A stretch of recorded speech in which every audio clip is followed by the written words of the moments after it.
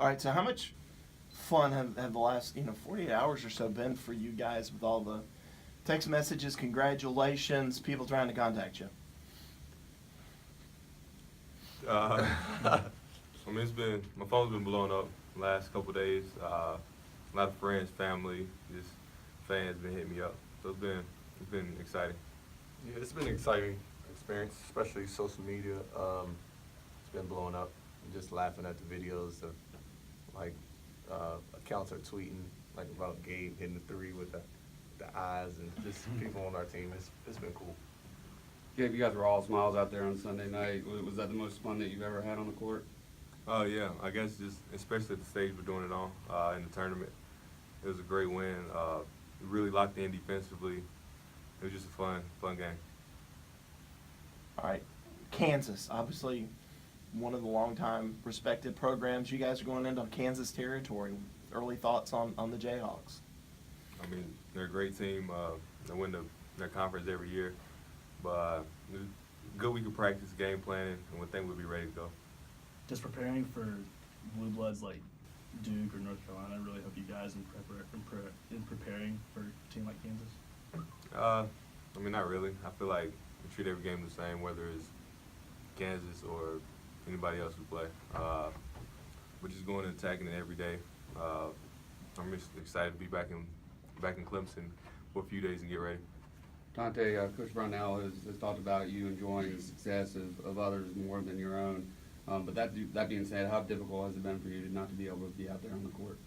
I mean, it's been very difficult. I mean, I love playing the game, and this is the reason why I play, to play on the big stages and stuff like that. But I don't let it bother me or nothing like that. I support my team as much as I can and just enjoy the experience, to be honest with you, because I'm in the same group as them. So just enjoying the experience and just making the most out of it.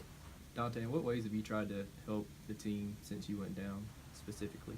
Just the same way that I've always been doing, just vocally, just trying to use my voice. I mean, it's hard for me to do that when I'm not on the court, obviously, but just try to tell them what I think, what I see on the side that can help, but just giving them words of encouragement, to be honest.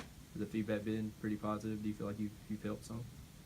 Oh, yeah, they've been playing really well. I mean, I really haven't been giving them really anything to say because they've been playing really well, especially defensively, so they've been doing a great job.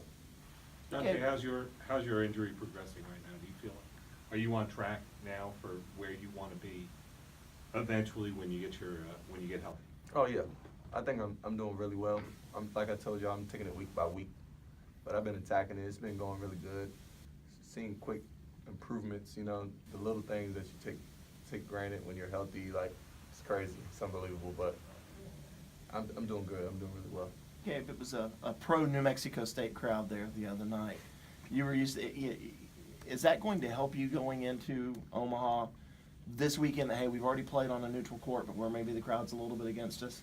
Oh yeah, I'm sure it's going to be full of Jayhawk fans. I know it's only a few hours away, but we played on neutral courts this year. I don't really think the crowd will play too big of a role in the game.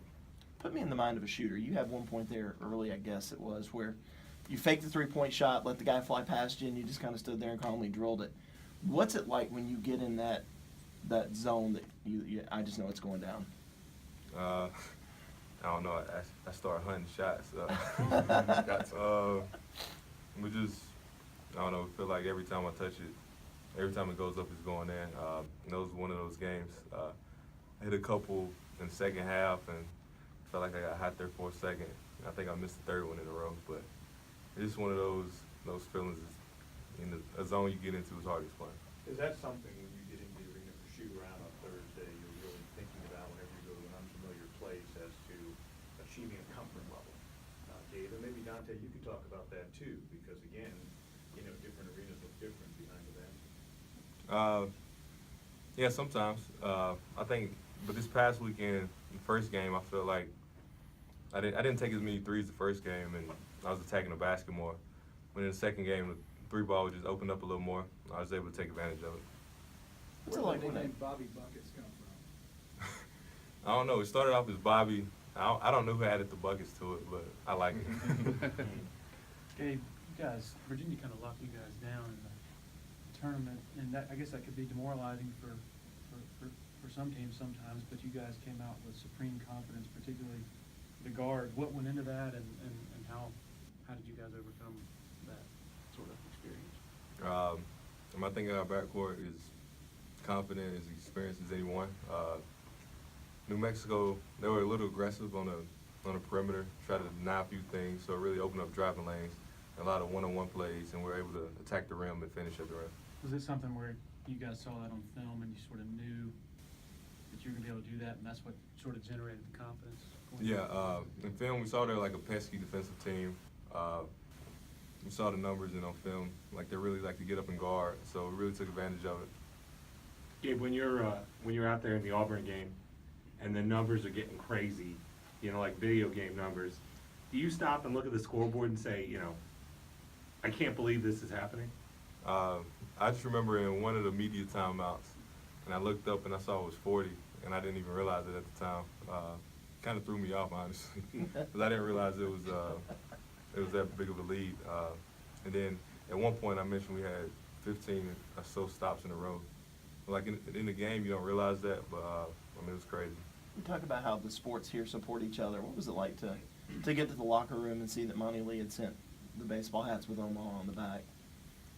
Oh, it was cool. I didn't see it coming at all, but the team loved it. Everybody put the hats on. I think it's huge to have support from each of the programs, like the football players, baseball team. So it's great. It just shows like the Clemson family aspect of the university. Dante first, and then Gabe, please. A year ago, this past weekend, it was one where you weren't sure your head coach, you know, was going to continue in his job. You guys have been around here for the tough times. How much pride did you take? Maybe reflecting on the long plane ride back as to, you know, the performance this year by this team. You know, pretty much got a coaching staff, you know, back in really good shape. I mean, I think this offseason we really didn't think about that, to be honest. We really thought about just getting better individually and as a team. And to be honest, that's what kind of drove our team to have success this year, is like people doubting our team or doubting the coaches.